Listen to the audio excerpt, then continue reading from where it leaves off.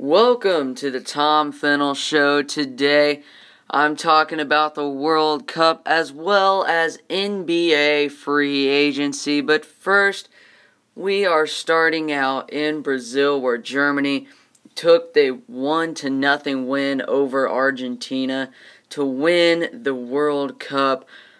The entire game, I have to say, was just boring, really.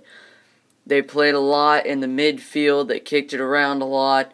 But once they got into extra time, it started to get more exciting. It started to get a little bit built up. There was definitely some pressure, and you knew that somebody was going to score.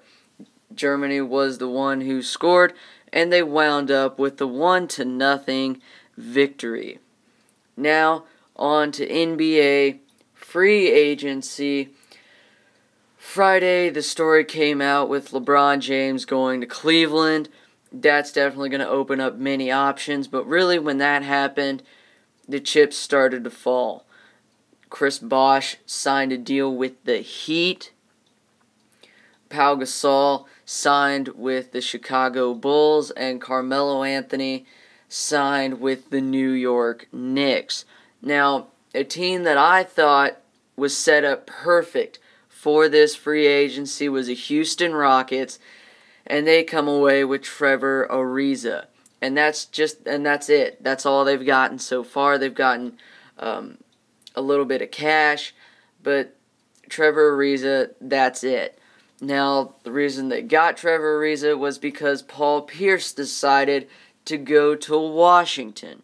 So we know that what things look like right now, everybody, the East is starting to get more and more stacked. We saw Pau Gasol come over from the West, and that's, we're going to see possibly Kevin Love going to Cleveland. So we're going to see a lot more people coming over to the East, and the East is going to get a lot tougher, and players are starting to move to different teams in the East and starting to spread things out. We see Washington with the big pickup. I think that's a good pickup. I don't really think that Paul has too much left in him. The Nets did an interview with Kevin Garnett, and he still looks pretty positive towards the Nets. He likes everything that he's got there, and it's a pretty nice deal for him, but Paul Pierce decides to go to Washington, and that, Washington was definitely a threat. They made a good playoff run. They've got the pieces to do it. John Wall has played very well. They also re-signed Gortat. That was a huge sign. So Washington, I think, is definitely going to be a big player going into the future. Now, Luol Deng signed with the Miami Heat after LeBron James went to Cleveland. So LeBron and Luol did the swap there, and Luol, you look at the Heat now. They get Shabazz Napier, they get back Chris Bosh, they have Dwayne Wade and Luol Deng. They also got Mario Chalmers back. So basically, you've got the Heat minus LeBron James. But can Luol Deng, we saw him play in Cleveland. He did not look that good. He was definitely struggling to score. We'll see if he can do anything for Pat Riley and the Heat. Definitely not much compensation for losing LeBron James, but it's something. Now, on to Cleveland, the Cavs now looking at trying to land guys like Ray Allen, Mike Miller, and Kevin Love. The only problem is that the Kevin Love trade would involve probably Andrew Wiggins. And, the Cavs, this is kind of the big story. The Cavs chose him #1 pick. They think he's got a lot to him. But really, you have to look at the present situation. You got to look at what is happening now. And LeBron James comes here. He's still probably got about 7 more years. He's got the 2-year deal here. And then, Cleveland will probably find a way to give him another big contract that extends a maximum of 5 years, and they can just keep building that way. But now they have to get the other components to make this unit work. They have Anderson, Varejao on at center.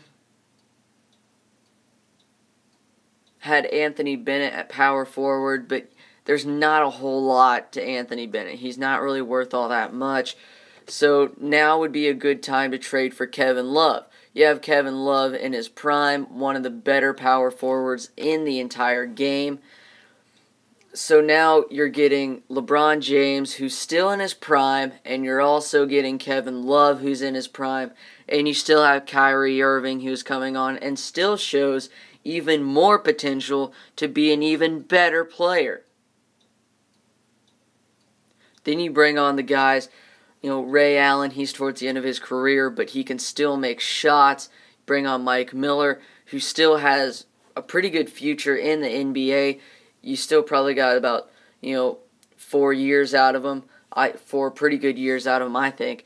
And he likes LeBron James. LeBron James likes Mike Miller. Mike Miller can definitely shoot. That's his game.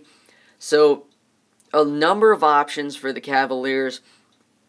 And the Central Division and the entire East is going to be tough, but the Central Division is going to be the toughest. You look at the Chicago Bulls with Pau Gasol. That was a big signing. So now you have Joakim Noah and Pau Gasol. They also have Carlos Boozer. He could be a trade option. You really don't need Gasol and Boozer. You also have Taj Gibson. Stick with Gibson. I think Boozer could definitely find some more playing time somewhere else. A possible, trades could work out there. But Chicago looks to be pretty tough. They get Derrick Rose back, depending on how well, he plays. Things could look extremely good for the Bulls going ahead. So Central Division, plus you also have the Indiana Pacers, whatever they're going to do. They're just, right now, it's all up in the air. It seems like they're contemplating whether to let Lance go, possibly make a trade for Roy Hibbert, and just kind of look to build into the future, because it's going to kind of be a crapshoot the next, 5-10 years in the Central Division. So that's definitely going to be tough. I think the place things have gotten a little bit easier is going to be the West. There's still some pretty big teams. Pau Gasol takes the Lakers out of everything. The Lakers just have to try to salvage something. It looks like they're going to build a little bit for the future. They still have Steve Nash, but he looks to retire after this year. Kobe Bryant, who should probably retire. The Lakers are pretty much done. The only other really big story coming out of the NBA would be the Kevin Love trade. That is the new main story. Where's Kevin Love going to go? The Warriors definitely put up a lot for Kevin Love. But Cleveland seems to be more desirable. So we'll talk more about what happens with Kevin Love and how things look to set up for the future. Thank you for listening. This has been the Tom Fennell Show. Have a wonderful Monday.